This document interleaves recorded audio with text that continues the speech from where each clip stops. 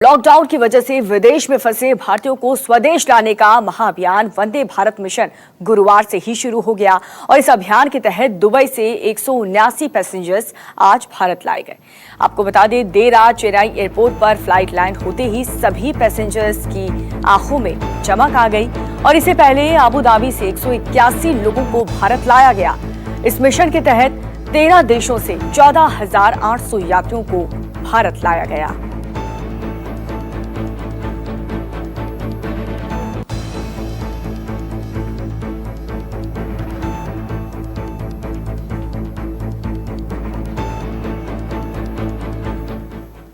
तो विदेश में फंसे भारतीयों को वापस लाने के लिए नौसेना ने भी कमर कस ली है। नौसेना ने समुद्र सेतु अभियान शुरू कर दिया और इस अभियान के तहत मालदीव में फंसे 698 भारतीयों को देश वापस लाया जा रहा है। इस ऑपरेशन के लिए नौसेना के जहाज INS जलाश्वा का इस्तेमाल किया जा रहा है।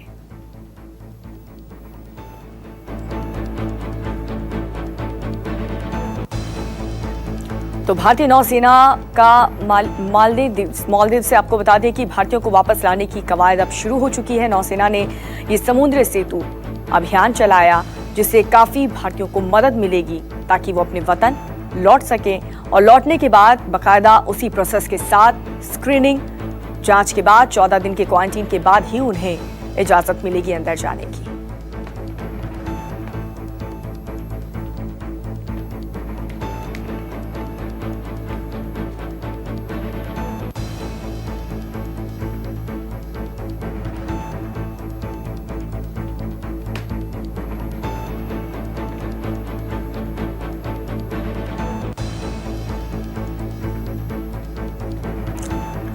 तो नौसेना ने यह अभियान ऑपरेशन शुरू किया है। मालदीव से 698 भारतीय भारत के लिए रवाना हुए। INS जलाश्वा से भारत लाए जा रहे हैं सभी यात्री।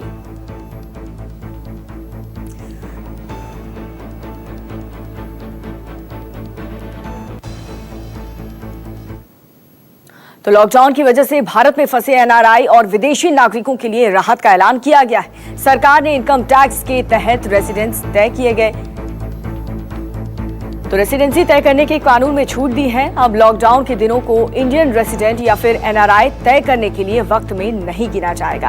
आपको बता दें, ये राहत सरकार ने फिलहाल फाइनेंशियल ईयर 2019-20 के लिए दी है और ऐसा ही सर्कुलर फाइनेंशियल ईयर के लिए 2020-21 के लिए भी आएगा।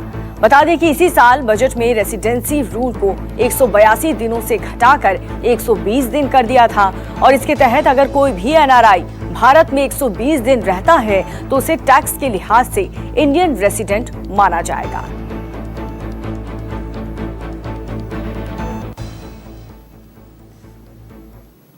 और राजस्थान में कलेक्टर ने नगर परिषद क्षेत्र में कर्फ्यू के आदेश दिए हैं। नगर परिषद क्षेत्र में कोरोना के 2 पॉजिटिव केस मिलने के बाद से कम्युनिटी स्प्रेड को देखते हुए ये आदेश दिया गया।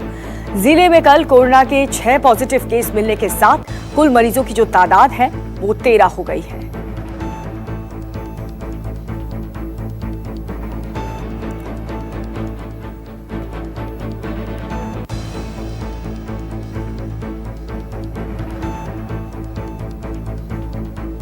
तो नगर परिषद क्षेत्र में कर्फ्यू का आदेश दे दिया गया है।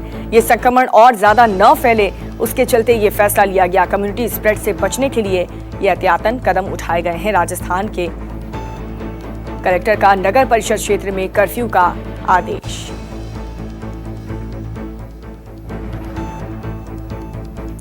तो देश में जो कोरोना है वो कहर उसका धीरे धीरे विकराल रूप लेता जा रहा है। पिछले 2 दिन के आंकड़े को देखते हुए हर दिन 3000 से ज्यादा नए मामले सामने आ रहे हैं। देश में कोरोना संक्रमण के कुल जो मामले हैं वो 56,342 हो गए। वायरस के एक्टिव मामलों की संख्या 37,916 हो गई है। अभी तक 16,539 लोग कोरोना वायरस से ठीक भी हो चुके हैं। वहीं देश में कोरोना वायरस से 1,886 मौतें भी हो चुकी हैं। स्वास्थ्य मंत्रालय ने भी स्थिति को खतरनाक देखते हुए ये कहा कि हमें कोरोना के साथ जीना सीखना होगा। वहीं मंत्रालय ने यह भी कहा कि देश के 216 जिले ऐसे हैं जिनमें कोरोना वायरस संक्रमण का अभी तक कोई भी मामला सामने नहीं आया। कई जिलों में हालात पहले से सुधरे हैं और वहां भी मामले आने बंद हो गए। और दिल्ली पुलिस के कांस्टेबल अमित की पत्नी और बेटे भी कोरोना पॉजिटिव पाए गए हैं। उनकी रिपोर्ट भी कोरोना पॉजिटिव आई है। नॉर्थ ईस्ट दिल्ली के भारत नगर में तैनात थे कांस्टेबल अमित, जिनकी मौत हो गई कोरोना के कारण, और अब उनकी पत्नी और बेटे के कोरोना टेस्ट की रिपोर्ट भी पॉजिटिव आई है।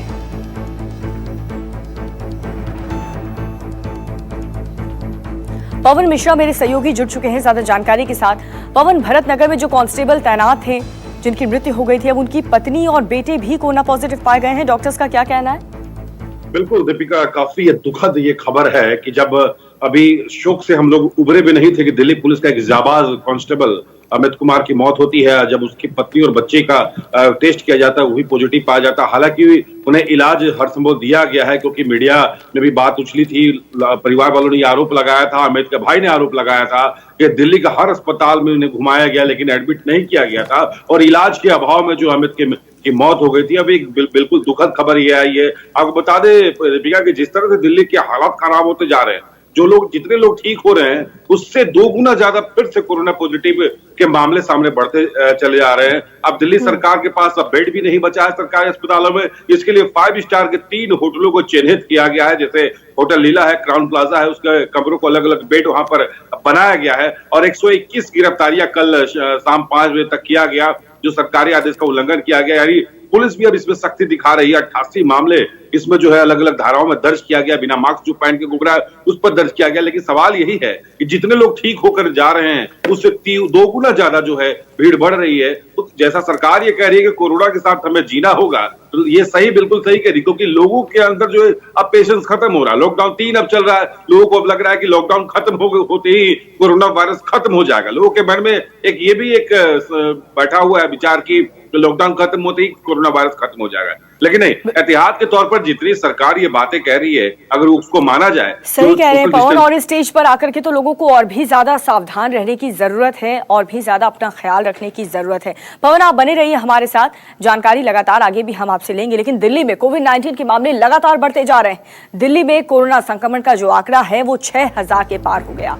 अब तक कोरोना के कुल मामले 6318 हो गए हैं। पिछले 24 घंटे की बात करें तो 24 घंटे में दिल्ली में 338 मामले सामने आए हैं। मौत के आंकड़ों पर नजर डालें तो 24 घंटे के अंदर 2 मौत हुई है। अब तक दिल्ली में कोरोना वायरस से 68 लोगों की मौत हो चुकी है। दिल्ली में अब तक 2020 मरीज ठीक हो चुके हैं और दिल्ली में रिकवरी रेट 31.97% है, जबकि मृत्यु दर 1.08% है। तो पवन लगातार हमारे साथ बने हुए हैं। पवन, हम दिल्ली की बात कर रहे थे, उनके आंकड़ों पर नजर डाल रहे थे। 24 घंटे में एक बार फिर से नए आंकड़े, नए केसेस भी सामने आए हैं। सबसे बड़ा सवाल यही है कि ये जब नए केसेस आना बंद हो जाए, उसको लेकर के अब रणनीति बनाई जाए और खास तैयारी की जाए। सबसे पहले इन आंकड़ों को समझिए कि ये आंकड़े कहां से निकल करके आ रहे हैं। आपको बता दें कि outer Delhi, central Delhi, west Delhi से ये सबसे ज्यादा जो है आंकड़े निकल करके आ रहे हैं। अब कल ही आपको मैं बता दूं कि दिल्ली के सेंट्रल दिल्ली के जामा मस्जिद पुलिस स्टेशन की बात कर रहे हैं, 8 पुलिस वाले जो है संक्रमित पाए गए। सीआईएस यानी पैरामिलिट्री फोर्स सीआईएसएफ की बात करें, सीआरपीएफ की बात करें, जो दिल्ली पुलिस के साथ मिलकर के ड्यूटी कर रही थी सेंट्रल दिल्ली इलाके में, वेस्ट दिल्ली इलाके में, वहां पर सबसे ज्यादा मामले निकल करके सामने आ रहे हैं। पुलिस के लिए सबसे ज्यादा मजबूरी ये निकल करके सामने आ रही है कि जामा मस्जिद का इलाका, सदर बाजार का जो इलाका है, वेस्ट दिल्ली का हस्ताल का जो इलाका है, वो संकरी गलियां है। हालांकि ड्रोन से लगातार नजर पुलिस रखती है, ड्रोन से अनाउंसमेंट भी किया जाता है, लेकिन जो लोग हैं वो मानने को तैयार नहीं है। पुलिस आती है, घरों में छिप जाते हैं, घुस जाते हैं, पुलिस के जाते ही वो घर से बाहर निकल आ रहे हैं। और जो जिस तरह शराब की दुकानें जो खोली गई, सबसे चौंकाने वाले मामले इसमें आ रहे हैं कि जब से शराब की दुकानें खुली हैं उसमें 2 गुना ज्यादा वृद्धि हुआ है। तो अब ये जो बातें कहा जाता है कि आप भगवान भरोसे रहिए, सरकार जब ये बात कह रही है कि उनके पास अब स्थिति संभालने का नहीं है, आखिरकार क्या वजह ऐसा हो गया है कि स्थिति संभालने के लायक नहीं है? जहां आप ड्रोन उड़ाने की बात करें कि ड्रोन से निगरानी रखी जा रही है, तो जामा मस्जिद के इलाका की बात करें, जामा मस्जिद थाने की पुलिस वाले, अब आरोग्य सेतु ऐप की हम आपको बात बता दें कि ये कहा गया कि मैंडेटरी आप अपने मोबाइल में ऐप में आरोग्य सेतु ऐप को आपको डाउनलोड करना है, वरना आप पर कार्रवाई किया जाएगा। लेकिन हमने भी देखा कई ऐसे सरकारी कर्मचारी हैं, कई ऐसे पुलिस वाले जिन्होंने आरोग्य सेतु ऐप को डाउनलोड किया ही नहीं है। यानी आम जनता के लिए कई तरह के कानून की बात कर रहे हैं, लेकिन कानून को जो पालन करवाने वाले हैं वो क्या सरकार की बात को मानते हैं? अलग अलग संकरी गलियों में, सीलमपुर की बात करें, नॉर्थ ईस्ट दिल्ली की बात करें, जाफराबाद इलाके की बात करें, वहां पर कानून की सोशल डिस्टेंसिंग की भरसक धज्जियां वहां उड़ाई गई। और यहाँ तक कि ये भी जहांगीरपुरी में खबर जो आई थी कि एक ही गली के 26 लोगों को कोरोना पॉजिटिव वहां पर पाया गया था। क्या उसके बाद की स्थिति क्या पवन, और यही लापरवाही है जिसकी वजह से हम देख रहे हैं कि आए दिन नए केसेस भी सामने आ रहे हैं। बहुत बहुत शुक्रिया पवन आपका। अब बात करेंगे महाराष्ट्र की। महाराष्ट्र में पिछले 24 घंटे में 1089 मामले सामने आने के साथ ही राज्य में कोरोना मरीजों की जो संख्या है वो 19,063 हो गई है। वहीं पिछले 24 घंटे के दौरान 37 लोगों की मौत हुई। राज्य में मौत का कुल आंकड़ा 731 तक पहुंच गया और अब तक 3,470 मरीज ठीक होकर के घर जा चुके हैं।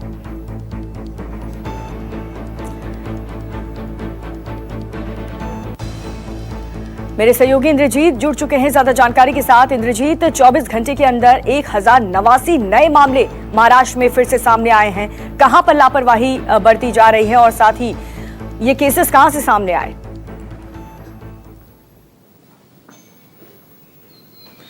बिल्कुल दीपिका, हालत चिंताजनक बनी हुई है, लेकिन सबसे ज़्यादा जो केसेस आ रहे हैं वो मुंबई में आ रहे हैं। और कल मुंबई में आपको एक्शन भी देखने को मिला, जहां पर बीएमसी कमिश्नर को हटाया गया है और बीएमसी कमिश्नर की जगह पे जो प्रवीण परदेसी थे उनको हटा दिया गया और उनकी जगह पे नए कमिश्नर को लाया गया है। इसके अलावा एडिशनल कमिश्नर को भी, जो थाने के म्यूनिसिपल कमिश्नर थे उनको, जो पहले थाने के म्यूनिसिपल कमिश्नर थे उनको एडिशनल कमिश्नर बना के लाया गया। तो कहीं न कहीं सरकार की तरफ से अब सख्ती है और ये कोशिश हो रही है कि सख्ती से जो लॉकडाउन का पालन करवाया जाए, क्योंकि जितने भी केसेस बढ़ रहे हैं उसमें से ज़्यादातर केसेस या ये कहें कि 3/4 केसेस मुंबई और पुणे से ही बढ़ रहे हैं। तो सबसे ज़्यादा जो जोर है सरकार का वो मुंबई और पुणे पर है, क्योंकि मुंबई में अब जो कोरोना पॉजिटिव के मामले हैं वो 12,000 को पार कर गए हैं। तो आप समझ सकते हैं कि हालत कितनी चिंताजनक बनी हुई है। इसी को देखते हुए अगर आज की बात करें तो आज से 7 दिन तक पूरी तरह से एपीएमसी बंद कर दी गई है। ये जो जितने भी केसेस आ रहे हैं, ज़्यादातर केसेस स्लम इलाके से अब आने लगे हैं, यानी झोपड़पट्टी इलाके में जहाँ पे गरीब मजदूर रहते हैं उन्हीं इलाकों से आ रहे हैं। कल चौंकाने वाली खबर तब आई जब जेल से, जो आर्थर रोड जेल है मुंबई का, वहाँ से बड़ी संख्या में कैदी और पुलिस वाले संक्रमित मिले। तो कहीं न कहीं सरकार के लिए लगातार चिंता बनी हुई है और यही कारण है 20,000 के ऊपर ये आंकड़े पहुंच चुके हैं। इंद्रजीत, आप बने रहिए हमारे साथ। लेकिन मुंबई में कोरोना का जो आंकड़ा है वो 12,000 के पार पहुंच गया है। अब तक सिर्फ मुंबई की बात करें तो मुंबई में 12,142 कोरोना संक्रमण के मामले सामने आ चुके हैं। पिछले 24 घंटे में मुंबई में 25 लोगों की मौत हो चुकी है। अब तक मुंबई में 462 लोग इस बीमारी से जान अपनी गंवा चुके हैं। और बात एशिया के सबसे बड़े स्लम धारावी की करें तो यहाँ पर कोरोना मरीजों की जो संख्या है वो 808 पहुंच गई है। पिछले 24 घंटे में 5 लोगों की मौत के साथ ही धारावी में अब तक 26 लोगों की जान जा चुकी है। इंद्रजीत लगातार हमारे साथ बने हुए। इंद्रजीत, महाराष्ट्र में सबसे ज्यादा अगर अफेक्टेड जो जगह है, सिटी है, वो मुंबई ही है। वहां पर क्या कोई खास रणनीति बनाई जा रही है? आंकड़ों को रोकना बेहद जरूरी हो गया है अब।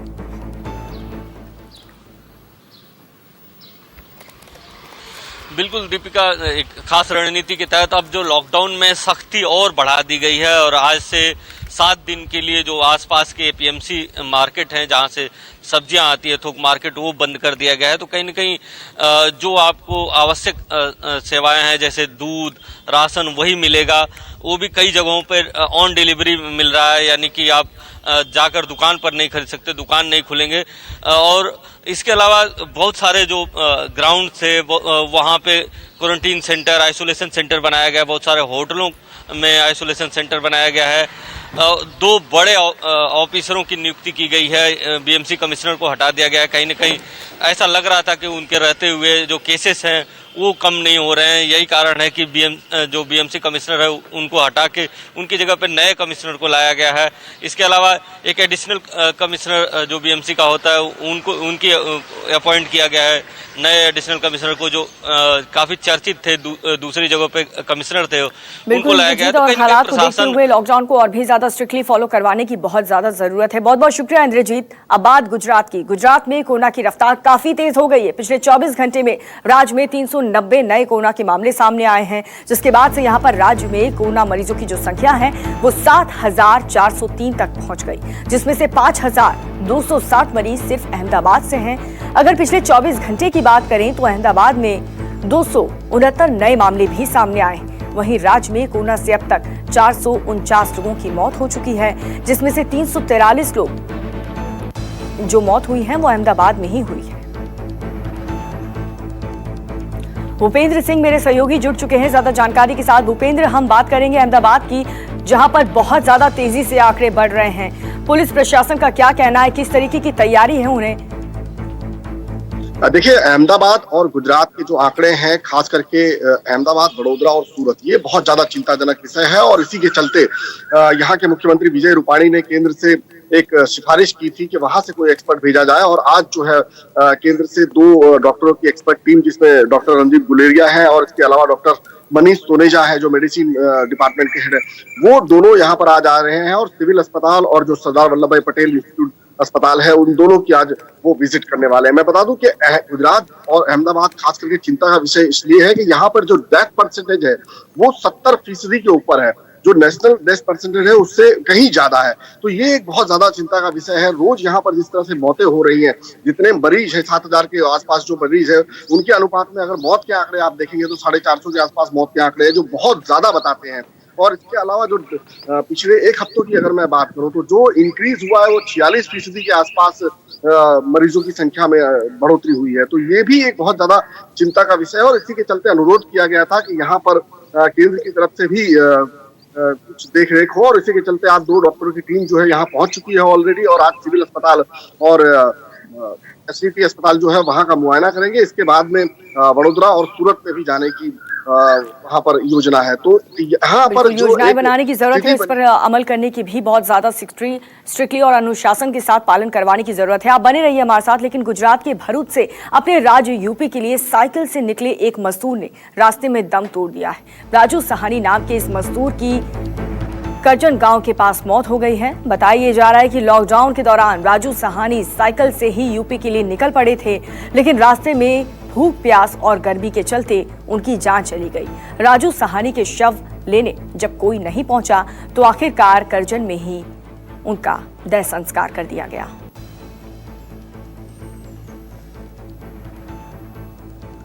तो भूपेंद्र लगातार हमारे साथ बने हुए हैं। भूपेंद्र, ये जो घटना सामने आई है बहुत ही ज्यादा दुखद है, और दोबारा अगर किसी और मजदूर के साथ ऐसा ना हो, इसको लेकर के प्रशासन अब क्या सख्त कदम उठाएगी? क्योंकि इस तरीके की तस्वीरें आए दिन सामने आ रही हैं। बिल्कुल, मजदूर जो है, श्रमिक जो है, वो बहुत बड़ी चिंता का विषय है। लेकिन मैं बता दूं कि अब तक 163 ट्रेनें कुल देश से रवाना हो चुकी है अंतर राज्यों में जो लोग श्रमिकों को पहुंचाने के लिए। उसमें से 90 से ज्यादा ट्रेनें जो है सिर्फ गुजरात से गई हैं। यहाँ से ट्रेनें लगातार जा रही है, लेकिन उसके बावजूद श्रमिकों की संख्या इतनी ज्यादा है और उनका धीरज जो है वो खत्म हो चुका है। कल 150 श्रमिक जो है उड़ीसा के लिए साइकिल लेकर निकले हुए हैं। ये जो आप हमने दृश्य देखा कि किस तरह से एक साइकिल सवार अपने गांव के लिए निकला था और उसकी रास्ते में मौत हो गई, लेकिन उसके बावजूद अब धीरज नहीं है लोगों के अंदर। रोजाना जो है यहाँ पर हंगामा देखने को मिलता है। सूरत में रोज श्रमिक जो है वो सड़कों पर उतर रहे हैं, और उसमें कुछ ऐसी भी खबरें आ रही हैं जहां पर उनके साथ ठगी भी हो रही है। कल इस तरह की खबर आई थी कि एक श्रमिक से 1,16,000 रुपए लिए गए थे बहुत सारे श्रमिकों से इकट्ठा होकर, और उनसे वादा किया गया था कि उनके गांव भेजा जाएगा, लेकिन उन्हें टिकट तक नहीं दी गई। और जब वो श्रमिक वहां पहुंचा उनसे मांगने के लिए तो उसे मारा गया। हालांकि इस पूरे मामले में पुलिस ने कार्रवाई की है। जो राजेश वर्मा नाम का एक व्यक्ति था पीड़ित, जिसने ये पूरी बीजेपी का कार्यकर्ता बताया जाता है, जिसने ये पूरी ठगी की थी, उसको हिरासत में ले लिया गया है। लेकिन इस तरह के भी मामले सामने आ रहे हैं। श्रमिक जो है पहले ही परेशान है, उन्हें इस तरह से लूटा भी जा रहा है, उन्हें साधन नहीं मिल रहा है। वो जाते हैं रेलवे स्टेशन पर और उसके बाद उनका नंबर नहीं आता तो वो और ज्यादा गुस्साते हैं। कल देखा गया था सिविल अस्पताल के पास में 1 किलोमीटर से भी ज्यादा लंबी लाइन सिर्फ इसलिए थी कि उन्हें एक मेडिकल सर्टिफिकेट लेना था ताकि वो अपने गाँव जा सके। तो ऐसे कई दृश्य जो है सामने आ रहे हैं जहां पर श्रमिकों की बदहाली, उनकी परेशानी साफ तौर पर देखी जा रही है। और बहुत बहुत शुक्रिया भूपेंद्र आपका इस जानकारी के लिए। और चलिए अब बात बिहार की, जहां पर बिहार में कोरोना के मामले भी लगातार बढ़ते जा रहे हैं। राज्य में कोरोना के कुल मरीज 579 हो गए हैं और पटना में 5 नए केस मिलने से शहर में हड़कंप मच गया है। पटना में बीएमपी मुख्यालय कोरोना का नया हॉटस्पॉट बन गया और गुरुवार को बीएमपी का एक हवलदार भी कोरोना पॉजिटिव निकला था, जिसके बाद से 18 जवानों को क्वारंटीन किया गया, जिसमें से 5 जवानों का सैंपल पॉजिटिव आया है। जवानों की रिपोर्ट पॉजिटिव आने के बाद से महकमे में हड़कंप मच गया।